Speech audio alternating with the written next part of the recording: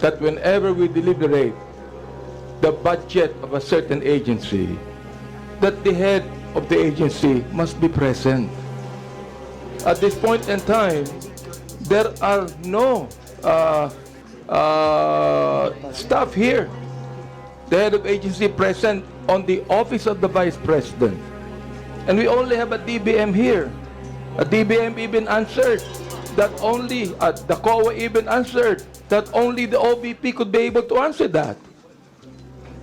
Perhaps we could be able to say it. Kanina, sinabi rin po ni Jose Marcoleta, is a cherished tradition to approve the budget immediately. But there's a cherished tradition that when we deliberate a budget of any agency, that the head of agency should be present.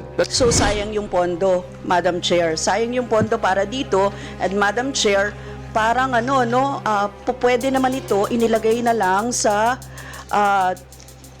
DTI. Kasi kung yun pala yung pondo na yun. Or baka pwede pa sa mga iba pang mga sectors na nangangailangan, DSWD or the Department of Human Settlements and Urban Development. This is not just one congressman. This is a collegial body. And being a collegial body, as given the mandate by the Constitution, to brief and ask questions concerning the budget, the fact that the head of the agency is not here today is further giving an insult to the body here, and that is, I think, would be unconstitutional. Madam Chair, yun lang po ang gusto kong sabihin. So, etong mga programs and projects related po dun sa mga ginagawa ng mga line agency, pwede na po natin itong tanggalin, no? Na budget sa Office of the Vice President, since duplication lang ito. At nakita naman natin sa mga regions, nagagawa din naman ito, Madam Chair. So, yun lang po, Madam Chair, and salamat po.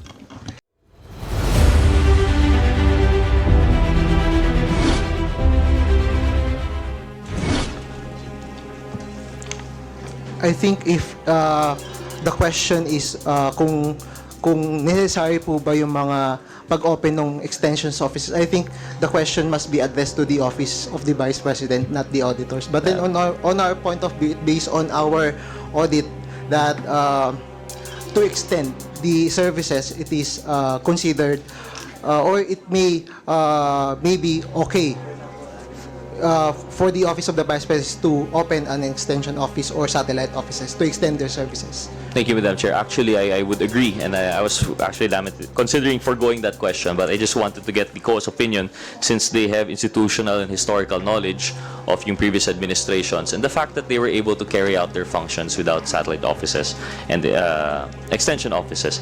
But with that, Madam Chair, understanding also that tama naman po yung sinabi ng COA that perhaps the SO and the EOs are there to assist in the administration of other functions of the OVP. I understand that there's a finding in your observations and recommendations, number 8, regarding the cash advances. Can you please clarify ano po ito? Madam Chair, under the number 8 of the observation, this is the under and over budget allocation for each satellite offices. Based on our review on the average monthly disbursement of each satellite office based on the actual expenses for CY 2023, it disclosed that the cash advances granted to the disbursement officers in the OVP satellite office were not within the 2-month budget requirements as required by the Section 20, Chapter 6, Volume 1 of the GAM for NGAS. So there is an under and over 2-month budget requirements. Madam Chair, my understanding po of this cash advance is to allow for the orderly administration of those functions of the SOs and EOs po, no? And rightly, there are guidelines with the COA that 2 months po yung ideal na meron parang for their operating usage. Madam Chair, can the COA correct us based on their understanding of the nationwide needs of budgeting and auditing? Are all regions equal po ba? Are all the requirements equal throughout the country? Or varying naman po siya based on demographic, based on demand? With Madam Chair, other functions, for example, in your auditing of the DSWD, sa history po ninyo, when auditing their social services functions, equal po ba palagi ang budget ng kanilang regional offices? Madam Chair, on my knowledge, actually, dapat po mayroong assessment on the scope or the number of beneficiaries involved, kasi kung assistance po ito, kailangan nating i-consider yung number of beneficiaries, so hindi po dapat equally. Correct. So we should be actually considering ano po yung pangangailangan ng ating mga kababayan, ilan po yung ating mga kababayan doon, yung population center, yung how far they are from the office. Yun po ay mga aspects that we consider when setting up regional offices. That would be a fair assumption to make. Correct po, no, Mr. Chair? Madam Chair? Madam Chair, yes po. Yes. Madam Chair, do you find it odd that for all of these ex-satellite offices, they share an equal 2.2 million cash advance? Except, of course, for the BARM, which suspiciously only has 200,000 cash advance granted. For this observation, the Office of the Vice President established or equally granted cash advance for 2,200,000 for each satellite office except for the BARM. So kaya po mayroon kaming observation na over budget utilization, kasi for us, I think hindi dapat siya uniform. It must be consider po yung lawak nung scope or yung mga beneficiaries involved po natin para po ma-consider yung tamang amount na i-establish po natin. So as you can see in the report, there's a under over budget requirements. So meron pong mga satellite offices na sobra-sobra yung budget. At the same time, meron naman pong mga satellite offices na kulang yung budget. And Madam I Chair, would then- Madam Chair, parliamentary inquiry, Madam Chair. Madam Chair, Yeah. parliamentary inquiry. The Honorable Abante. It is also a cherished tradition in Congress that whenever we deliberate the budget of a certain agency, that the head of the agency must be present. At this point in time, there are no staff here. The head of agency present on the office of the Vice President. And we only have a DBM here. A DBM even answered that only, the COA even answered that only the OVP could be able to answer that. Perhaps we could be able to say it. Kanina, sinabi rin po ni Jose Marcoleta, is a cherished tradition to approve the budget immediately. But there's a cherished tradition that when we deliberate a budget of any agency, that the head of agency should be present. That is my parliamentary inquiry, Mr. Chair. So, as we had explained earlier, we received a letter dated 10 September. At doon sa liham na yon, pinaliwanag ng ating Vice Presidente na sinubmit na po niya lahat ng mga documents na sa tingin niya ay kakailanganin ng Kongreso sa ating pagkilatis ng kanyang budget. Yes, Madam And Chair. so, yun po But, ang sitwasyon natin sa ngayon. Pwede natin, pagkatapos ng ating interpellation, pwede natin desisyonan kung anong gagawin. Pero sa ngayon, ipapagpatuloy muna natin ang pagtatanong. Madam Chair, let me Honorable Abante. explain. No? But her letter, actually, na her not being present here, is an insult to this institution. When we had the last hearing, I even questioned her if this institution has the right to scrutinize the budget, and she even failed to answer. My goodness, I think that her writing a letter to us telling us that she has completed this, she still must be present, Madam Chair. And because she is not present, she is actually insulting the second institution that should scrutinize the budget of the Vice President. And I do not care even if she is the Vice President, Madam Chair. I will not allow that Congress will be insulted by the head of any agency. Duly noted. But Madam Chair, whatever your decision might be, I would concede to it. Salamat po. Please proceed. Thank you, Madam Chair, and salamat kong Benny. Akala ko po ako yung subject ng point of inquiry ninyo.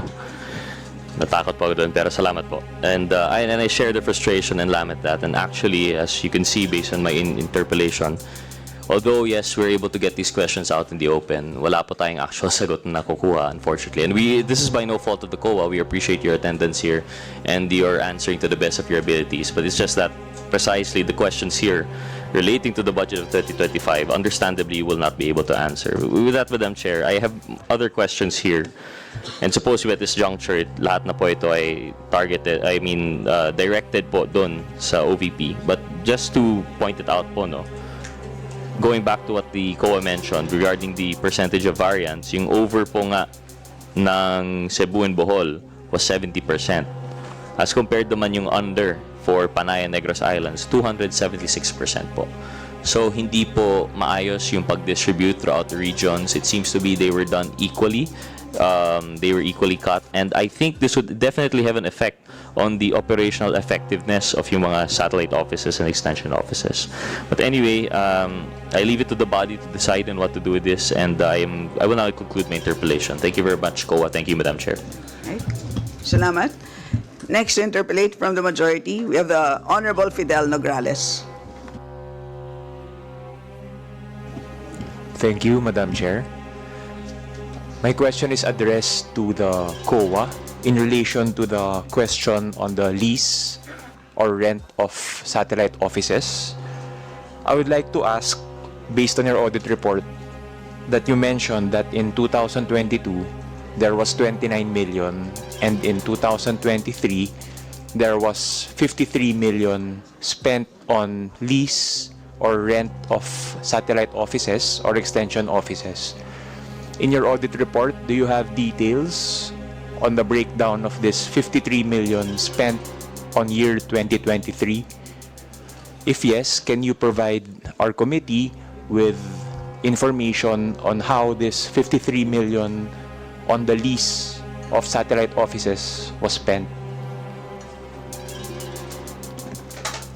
Madam Chair, based on the report, the rent expenses or lease expenses in CY 2023 represents the payment for the lease of office at the Robinson Cybergrid Plaza, Disaster Operations Center, and various satellite office locations. It also includes the lease of storage space for various files and equipment and lease of multi-copier machines. So, for your question, Madam Chair, on the exact amount or the breakdown of the 53 million, we can provide it on the later date because we have no on records on file as of this moment. Madam Chair, on record, do you have an average of the monthly lease or the rent of these satellite offices? For the monthly average, Madam Chair, as of now, we cannot provide the exact amount or the average because in the report we have no written or there is no breakdown on the annual or the monthly expenses for rental. But we will we can provide the copy once we got the documents on the office. Thank you, Madam Chair. I would also like to ask about the salaries and wages. If you have information in your audit report regarding the disbursed amount for contractual and casual employees of the satellite offices.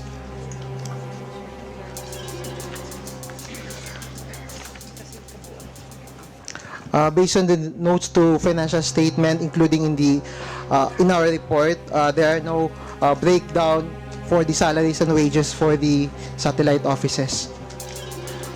Madam Chair, for my last question, I would like to ask about the financial assistance or subsidies given to political organizations or non-NGOs. Do you have information in your audit report which you can provide to our committee regarding the disbursement or the release of amounts given to political organizations or NGOs? Madam Chair, based on the notes to financial statement in our report, the assistance to non-government organization or civil society organization for the year 2023 is amounting 582,951.48. Madam Chair, how about for 2024? Do you have information in your audit report on the subsidy or financial assistance to NGOs? Madam Chair, for the 2024, we have no details because the annual audit report is pertaining to the annual for CY 2023. But we can provide the details once we back in the office. Thank you very much, Madam Chair. Okay, salamat. Next is the Honorable Arlene Brosas. Madam Chair, But Madam before you Chair. begin, point of order, Madam Chair. what is your point of order? And what is the rule being I violated? do realize the kindness of our colleagues here. And I really appreciate that kindness, Madam Chair. But we are facing a blank wall. My goodness, without the presence of any of the officers and officials of the Office of the Vice President, we are facing a blank wall here, Madam Chair.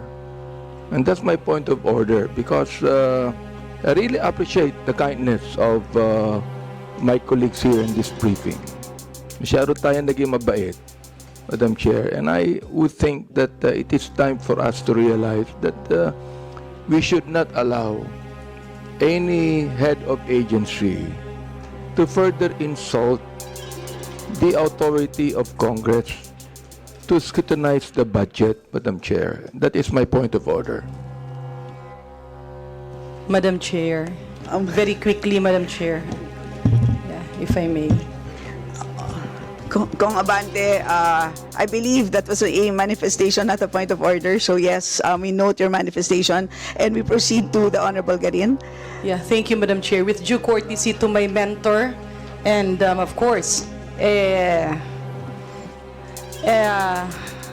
legislator who have been here for long. We admire and we respect the context of the Honorable Abante. However, Madam Chair, I believe this issue has been deliberated for several hours already since we started. With that, Madam Chair, even with the absence of the Vice President, but with the presence of other officials here, and with members who would like to ask questions, can we please proceed with that with due courtesy to the Honorable Abante, Madam Chair? Because we also have other meetings to attend to and we have a lot of members listed. So with that, Madam Chair, I hope that we put a period on that issue. Maraming salamat po. Yes, and let me just thank you, Honorable Garin, and let me just add a few more points. First is, kung naalala niyo po, nung huling hearing, yung ating representative mula sa COA, yung si Assistant Commissioner Juliano, ay wala siya masyadong naibigay na information dahil hindi naman po siya yung individual na nakakaalam nung mga tinatanong ng mga members. That's one. Pangalawa po, ang audit report for 2023 ay hindi pa po posted ng COA. So hindi pa alam ng ating mga members, pati ng ating mga kababayan. And that's the reason for why marami pong nakalista sa ngayon. There are 14 members who wish to ask questions. So kung sana po mamarapati natin, ay papayagan natin ang ating mga miyembro na magtanong. Kasi meron silang mga genuine na curiosity talaga dito sa budget ng OVP. So, yun lang po. Kaya payagan na muna natin and later on, let's decide kung anong gusto natin gawin dito sa budget ng OVP. Madam Chair. Yes, po. Yeah, I would accede to that, Madam Chair, but let me just explain further. No? I was asked, what if the Vice President would not come to the briefing? No? Sabi ko, that's fine. As long as other officials of the OVP that could be able to answer us concerning the budget would come, Madam Chair. Yes. But there's no one here. Thank you. Secondly, And Madam Chair, we have already- I would like to remind We have already ruled. our people that are listening right now this is not just one congressman. This is a collegial body. And being a collegial body, as given the mandate by the Constitution, to brief and ask questions concerning the budget, the fact that the head of the agency is not here today is further giving an insult to the body here, and that is, I think, would be unconstitutional, Madam Chair. Yun lang po ang gusto kong sabihin. And I would accede that we should continue on. Thank you. Salamat po. And again, continuing with the proceedings does not mean that this is an acceptable situation. Ang sinasabi lang po natin is, let us take advantage of the presence of our very hardworking members of GOA and DBM. Pagkakataon na po na malaman ang hindi natin nalalaman tungkol sa budget ng OVP. So with that, please proceed. Sorry, I have not yet recognized the next to interpolate. From the minority, we have the Honorable Arlene Brosas. Thank you, Madam Chair. Maraming salamat, Madam Chair. Madam Chair, I would also like to mention na I believe during the time of Vice President Leni Robredo, we were able to ask her some questions. So, Madam Chair, hindi po cast in stone yung usapin ng tradition. So, Madam Chair, meron tayong mga ganun ding precedents, Madam Chair. Thank you, Madam Chair. Now, on to my questions, Madam Chair. Kaugnay po sa programa ng OVP, of course, ayun, again, wala dito. So, pwedeng itanong ko na lang sa COA ito. Yung OVP kasi meron siyang program na kalusugan food truck. Mobile kitchen para sa pagbibigay ng pagkain sa mga disaster responders. Based on the COA report, there were food items nearing expiry. Food items that were not found in the storage area, and food items which were kept in an unventilated shipping container during the physical inventory taking on last December 18 to 20, 2023. Ang tanong po natin sa COA, magkano yung worth ng lahat ng ito? Tapos, baka pwede pong ipaliwanag ng audit team ninyo, ano yung nangyari? Ba't nagkaganito? Madam Chair, based on the COA report, there are various deficiencies observed during the physical count, inventory taking in the Davao Satellite Office on December 18 to 20, 2023, such as yung food items nearing expiry were remain undistributed, food items were not found in the storage area, food items were kept in an unventilated shipping container and in the food truck, thus indicating lapses in the OBP's inventory management. So, for the details of the cost of the stock, based on the report, the total amount is 148,422. That's the distribution of food items as of November 30, 2023, wherein the audit team, those that witnessed the physical inventory counting, observed that there were food items nearing expiry. But then there is a management comment here that the guidelines on the disaster operation program was revised to the office order number 2024-07, so strengthen the program by delegating tasks to the satellite offices to allow the agency to provide more efficient and effective disaster relief response. So, aside from that, the management also commented, or the OBP management commented, that the specific items identified as nearing expiry were all distributed during the emergency response activity from December 27 to 28, 2023 and January 31, 2024 to February 2, 2024 as per post-activity reports with the food truck meals plan. So, in here po, na-distribute na po yung mga nearing expiry items.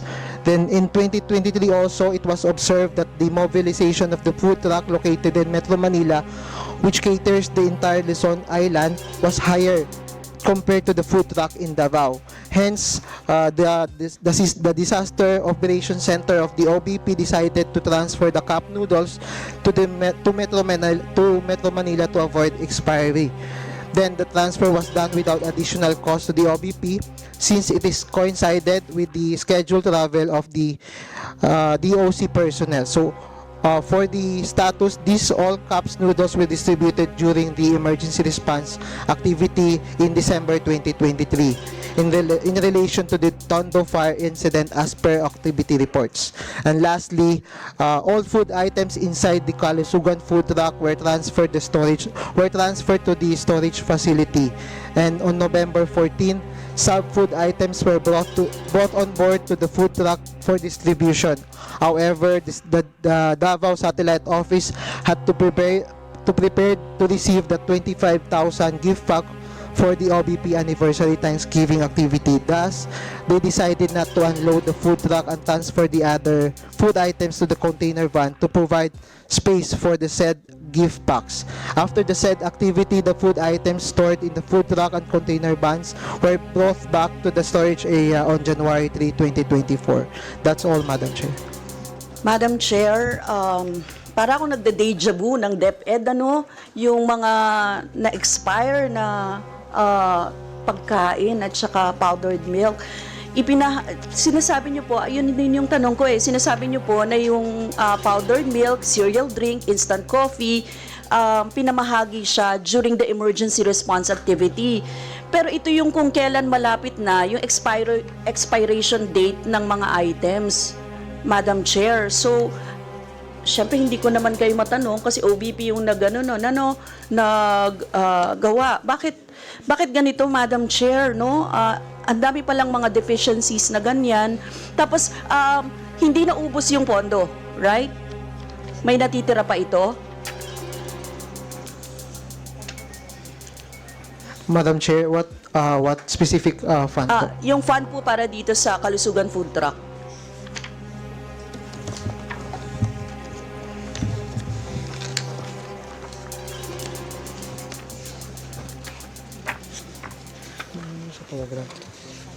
Hence, Madam Chair, talaga it's very important na masagot ng OVP ito kasi pagkain, ito ay kailangan ng mga mamamayan pero apparently hindi pala naibibigay.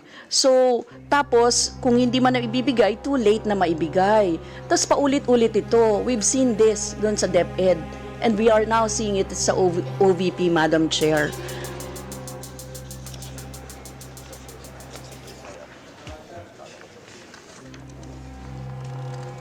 I am asking sa COA kung may natitira pa. But while you're looking for the details po, may tanong ako sa Magnegosyo Taday. Yung sa Magnegosyo Taday, ano po yung allotted budget para dito sa programa na ito? For the Magnegosyo Taday program of the OBP allotted 150 million. Tapos, magkano po na-utilize?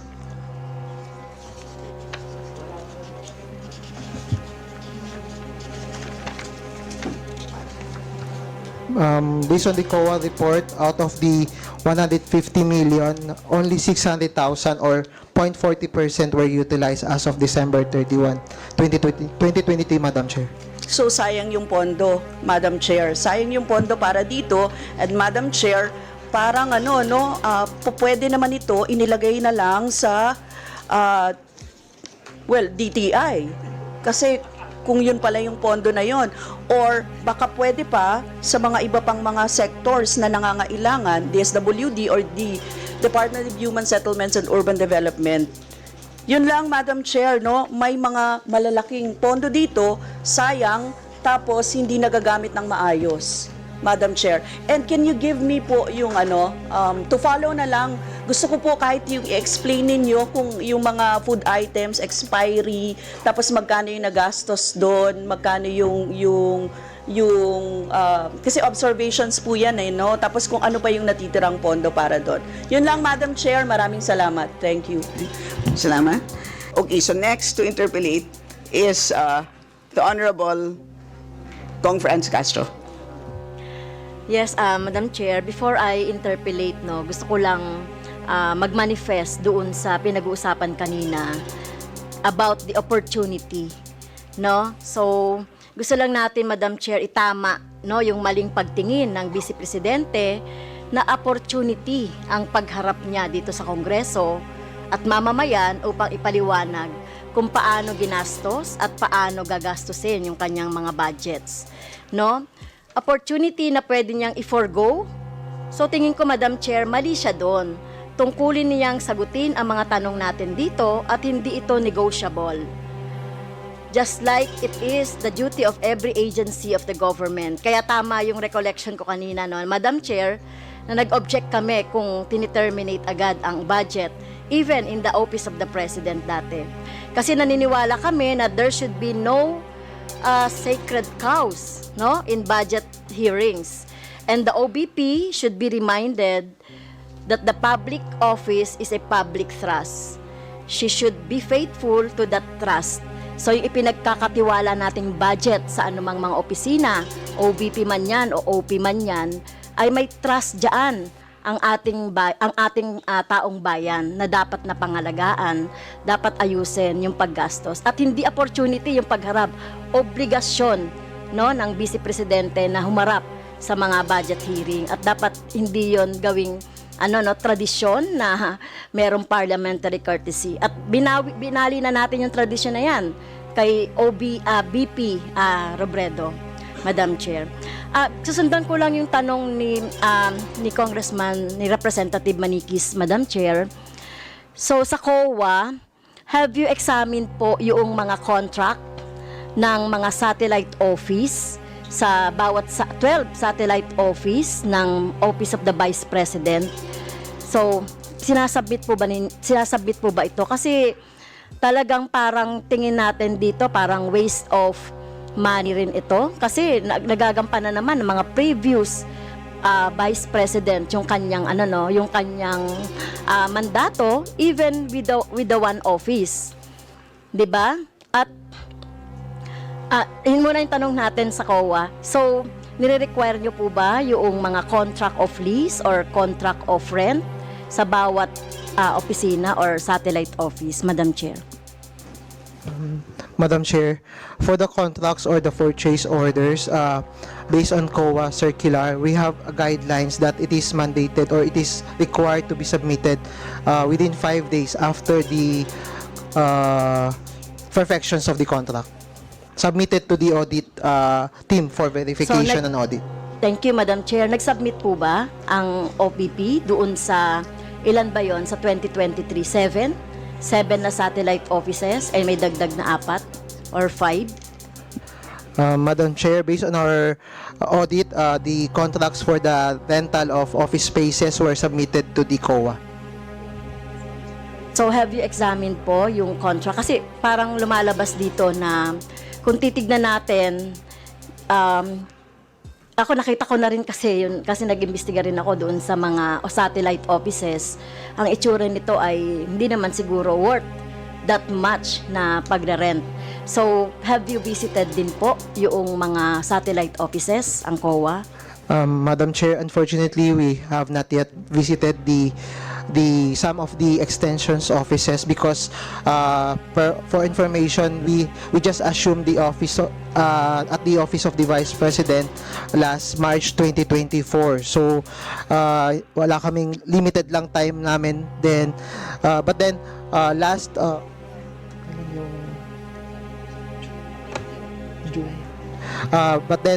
June and July, we have visited the Davao satellite offices and the Cebu satellite office.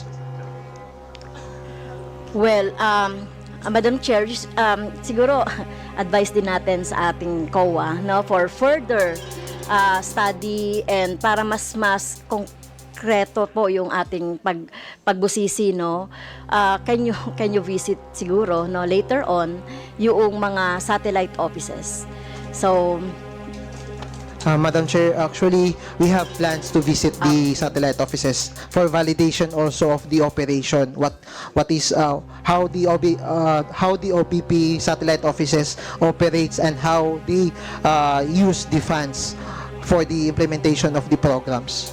Yes, so mahalaga ito, Madam Chair, dahil yun nga, sinasabi ko nga, parang first time ito na may BP na merong mga satellite offices. Parang dinaig niya pa yung Office of the President na isa lang yung offices. And well, opinion ko lang naman ito, kung makikita natin yung mga offices at ang location nito ay parang campaign offices, no? Kasi nasa lugar na kung saan tiyak natin yung mga yung mga boto. So, well, that's my opinion lang dun sa mga location ng mga offices na hindi naman siguro kailangan kasi katulad ng sinabi ni Congressman Manikis kanina, we can do away naman with that kasi yung ating mga line agency related doon sa mga services ay nagagawa naman yan. Okay, so dito na po ako, no? Tutuloy na po ako sa aking next pa na mga question, Madam Chair. Dito kasi sa mga well, nandyan po ba ang DBM, Madam Chair? DBM Director Brillantes. Well, dun po sa sinubmit, Madam Chair, ng Office of the Vice President as regards to the more than 2 billion. Well, makikita natin, Madam Chair, yung MOOE, no, na nakalagay dito. So, makikita natin yung mga services, yung mga socio-economic project, no, yung mga PS, yung mga MOOE. So sa socio-economic project and stakeholders engagement po. So meron po na kayong nilaprubahan na mga budget for each projects, Madam Chair. Good morning, Madam Chair. Yes, meron po. So can you enumerate po itong mga projects and services po? Can you give me a minute, Madam Chair? We'll just get the breakdown. Thank you po.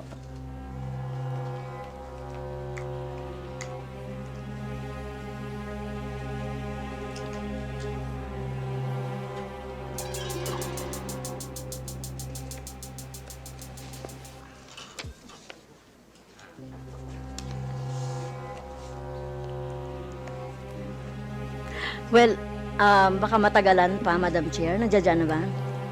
Kasi tutulungan ko na kayong sumagot. To enumerate po. Meron pong rice food bags, nationwide gift giving, Ramadan food packs. Director pagbabago Brillantes, campaign. kindly speak closer to the mic. Pagbabago campaign, wheelchair distribution, medical assistance, burial assistance, educational assistance, and libreng sakay. Well, tama po, Madam Chair. Yung mga part ng tinatawag na socio-economic projects. So, kabilang dyan yung medical and burial, libreng sakay program, pagbabago, kalusugan food truck, magnegosyo taday, disaster operation relief bags, relief for individual in crisis, at saka you can be VP. So kung titignan natin, Madam Chair, itong mga projects na ito, sa palagay ko ay redundant doon sa mga line agency natin yung ginagawa. And for example, Madam Chair, itong mga medical and burial, pwede naman yang i-course through sa DOH, PhilHealth, SSS or GSIS, yung libreng sakay po sa LGU o DOTR, yung pagbabago, DepEd and DNR, yung kalusugan food truck, well, sa DepEd, magnegosyo taday, pwedeng sa DTI and CDA. At disaster operations, DSWD, at relief to individuals, doon po sa, siyempre, yung DSWD. So, talaga namang, Madam Chair, at itong mga to ay sinasabi nating doble lang doon sa ginagawa ng mga agency. At may improve lang siguro ito. Kasi, Madam Chair, meron na kasing existing na mga guidelines and procedures kung paano no yung pagdi-distribute nitong mga ano na to no, itong mga services na ito. Madam Chair, naisip ko lang yan, Madam Chair, kasi merong mga COA report no on the distributions nga ng mga welfare goods, etc. Madam Chair, yung deficiency doon sa accomplishment ng mga distribution list at saka yung discrepancy sa number of beneficiaries no na nasa COA report. So pwede bang maipaliwanag, Madam Chair, ng COA report itong kanilang observations on this different projects po, Madam Chair? Madam Chair, as to the deficiencies in the distribution of welfare goods, based on our report, we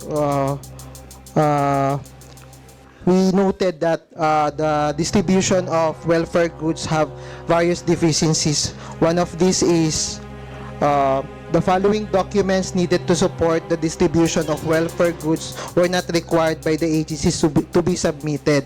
So, in here po may mga lapses po dun sa existing guidelines and procedures ng OBP wherein hindi po kasama dun yung pag-submit nitong mga documents such as yung sa distribution list for the rice distributed to the beneficiaries through the deed of donation to local government units or municipalities. Only the property acknowledgement receipt was required to be submitted. So wala po yung distribution list. Then another one is the situational report and mission order or any equivalent document to support the incident or disaster is not also required to be submitted to the COA. Then lastly is yung list of identified beneficiaries or validated list provided by the barangay or LGU as basis for the preparation of the distribution list was not also required to be submitted. And then also, there's also delayed preparation of financial reports by the accounting division caused by the late submission of the requisition and issue slip together with the document. So, in other words, yung pong distributions ng mga welfare goods, nalilate po yung mga documents. Then, next is yung deficiencies in the preparation and accomplishment of the requisition and issue slip wherein it is not properly accomplished and it is not signed by the supply and property officer. Then also, Madam Chair, deficiencies in the preparation and accomplishment of distribution list. The distribution list was not pre-numbered to easily validate and monitor the number of affected beneficiaries. And then some of the list or distribution list lack necessary details or information such as date, time of or name or type of relief item and the area of location of the activity. Then it is also stated in the report that the distributed by portion of the distribution list was not properly signed by the concerned personnel, and also several list or several distribution lists were not duly signed by each beneficiary. Well, are you done? So, Madam Chair, so makukonklud natin dito na kung ganyan po no na merong mga programs and projects related to the line agencies. Well, tayo naman, for example, in our yung mga AICs at iba pang mga aids na hinihingi natin sa DSWD, properly documented yan. Kasi hindi pwedeng mag-distribute ng kahit na ano man o maibigay sa mga barangay kung hindi properly numbered or listed. Tama po ba? Kasi sa DSWD, meron na silang mga mga listahan ng mga guidelines kung ano-ano yung mga hihingin ng mga information so that alam din natin yung mga beneficiary. Tama po ba ang COA? Tama po ba ako, COA? Madam Chair, yes po. Yes. So yun nga ba, Madam Chair? May time pa ba ako? So manifestation na lang, Madam Chair. So etong mga programs and projects related po dun sa mga ginagawa ng mga line agency, pwede na po natin itong tanggalin, no? Na budget sa Office of the Vice President since duplication lang ito at nakita naman natin sa mga regions nagagawa din naman ito, Madam Chair. So yun lang po, Madam Chair, and salamat po.